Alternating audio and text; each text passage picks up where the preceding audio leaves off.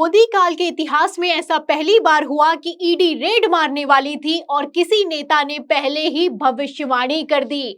आप अच्छे से जानते हैं कि किस तरीके से नेता प्रतिपक्ष राहुल गांधी ने 2 अगस्त को रात 2 बजे ट्वीट करते हुए जानकारी दी कि ईडी उनके घर पर छापेमारी करने वाली है और वो बाहें फैलाकर इंतजार कर रहे हैं। इतना ही नहीं, राहुल गांधी ने दावा किया कि ईडी के अधिकारियों ने उन्हें बताया है कि उनके ऊपर छापेमारी होने वाली है। तो 2 अगस्त को तो नहीं, लेकिन हाँ 11 अगस्त को खबर निकलकर सामने आई कि राहुल गांधी को नोटिस जाएगा, राहुल गांधी पर छापेमारी होगी, राहुल गांधी से पूछताछ की जा सकती है। खबर निकलकर सामने आई, बिग ब्रेकिंग चलाई गई। अब ऐसे हालातों में सवाल ये खड़ा होता है कि अगर राहुल गांधी पर छापेमारी होने वाली है तो अभी तक ये छापेमारी क्यों नहीं हुई है? ईडी के अंदर आखिर कौन सा ऐसा अधिकारी बैठा हुआ है जो कि गृह मंत्री अमित शाह के प्लान को लीक कर रहा है? आपको बता दें कि इसके पीछे कौन है और क्या है, इसका जवाब निकलकर सामने आ गया है। ईडी के अधिकारी का बयान निकलकर सामने आ गया है जो कि बड़ा खुलासा है और लगातार ये खुलासा सोशल मीडिया पर वायरल हो रहा है। तो फिलहाल ईडी के अधिकारी ने क्या कह दिया है आपको बयान सुनाएंगे, लेकिन उसके पहले राहुल गांधी ने कैसे ईडी के अधिकारी को खुली चुनौती दी है या फिर यूं कहें खुली धमकी दी है, छोटा सा बयान है, ध्यान से सुनिए। अगर ये इंस्टीट्यूशंस अपना काम करते, अगर सीबीआई अपना काम करती, ईडी अपना काम करती, तो ये नहीं होता।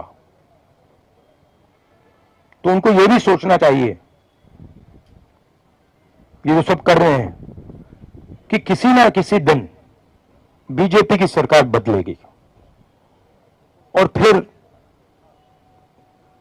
कार्रवाई होगी, और ऐसी कार्रवाई होगी कि मैं गारंटी कर रहा हूं ये फिर से कभी नहीं हो। तो सुना आपने कि किस तरीके से पहले तो राहुल गांधी ने भविष्यवाणी की ईडी को लेकर और उसके पहले ही ईडी सीबीआई को खुली धमकी देने का काम किया है। राहुल गांधी का कहना है कि ईडी सीबीआई ये याद रखे कि एक दिन मोदी सरकार बदलेगी और जिस दिन ये सरकार बदलेगी उस दिन ऐसी कार्रवाई होगी कि ये सब फिर कभी नहीं होगा। आप देख सकते हैं कि राहुल गांधी फुल फॉर्म में दिखाई दे रहे हैं। ऐसे हालातों में ईडी की हालत खराब दिखाई दे रही है। दावा यह किया जा रहा है कि आदेश निकलकर सामने आया है कि राहुल गांधी पर रेड करनी है, राहुल गांधी को गिरफ्तार करना है, लेकिन ईडी ने हाथ खड़े कर दिए हैं क्योंकि ईडी फुल ऑन बेइज्जत हो रही है और कहीं और नहीं हो रही है बल्कि सुप्रीम कोर्ट में हो रही है।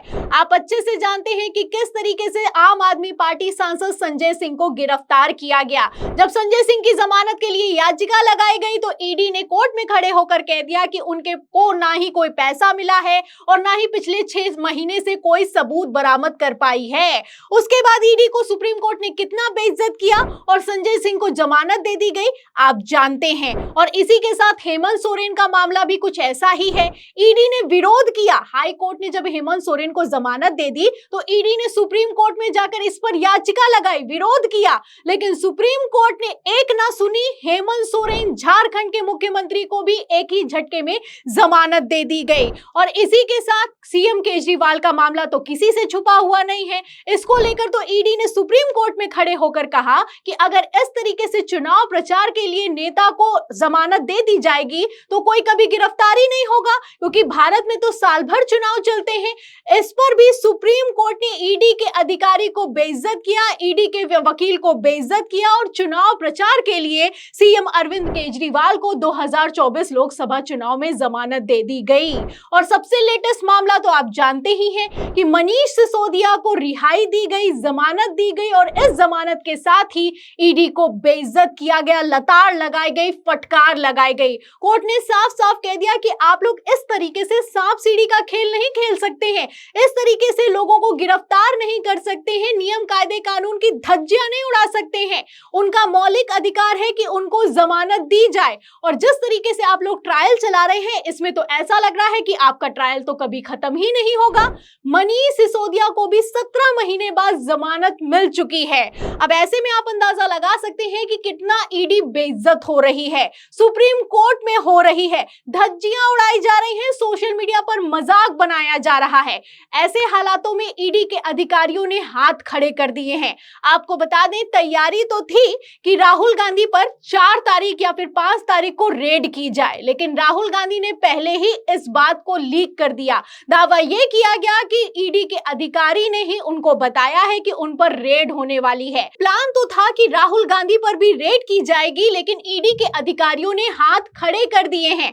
आपको बता दें कि जब राहुल गांधी ने 2 अगस्त को ट्वीट किया तब प्लान तो था कि राहुल गांधी पर रेड की जाएगी, लेकिन ईडी के अधिकारी ने उन्हें इन्फॉर्म कर दिया।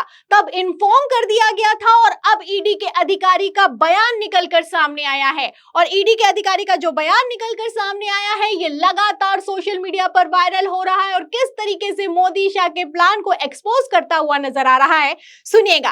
देखिए, खबर में लिखा हुआ है कि हम एजेएल जांच को पूरा करने और अभियोजन शिकायतकर्ता दर्ज करने की कोशिश कर रहे हैं ताकि केस ट्रायल के लिए भेजा जाए।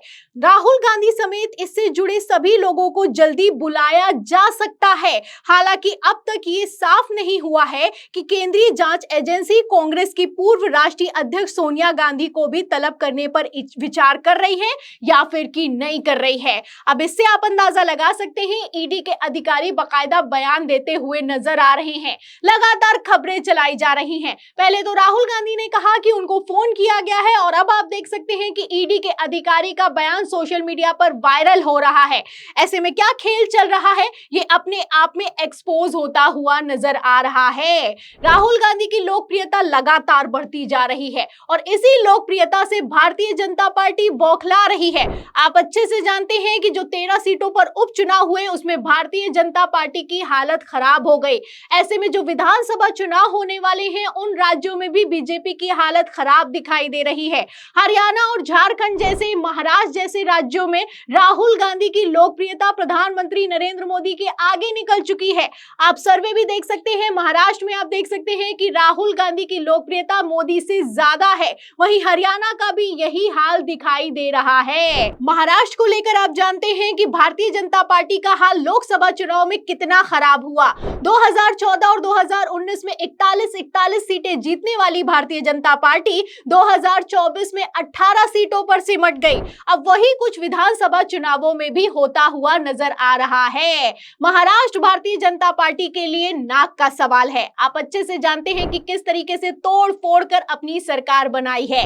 ऐसे में विधानसभा चुनाव अगर बीजेपी हार जाएगी तो कितना बुरा हाल होगा आप अंदाजा लगा सकते हैं। वैसे मैं आपको बता दूं कि राहुल गांधी को गिरफ्तार करने की खबरें वायरल तो हो रही हैं, लेकिन राजनीतिक विश्लेषकों का कहना है कि अभी राहुल गांधी को मोदी शाह गिरफ्तार करने की गलती नहीं करेंगे, क्योंकि विधानसभा चुनाव होने वाले हैं और इसके पहले अगर राहुल गांधी को गिरफ्तार करने का रिस्क लिया गया तो मोदी का राजनीतिक करियर खत्म हो सकता है। तो राहुल गांधी पर रेड तो हो सकती है, लेकिन राहुल गांधी की गिरफ्तारी अभी नहीं हो सकती है। तो फिलहाल इस पूरी खबर पर, राहुल गांधी के बयान पर, ईडी के अधिकारी के बयान पर, मोदी शाह के प्लान पर और इसी के साथ राहुल गांधी की रेड पर, राहुल गांधी की भविष्यवाणी पर आपको क्या लगता है?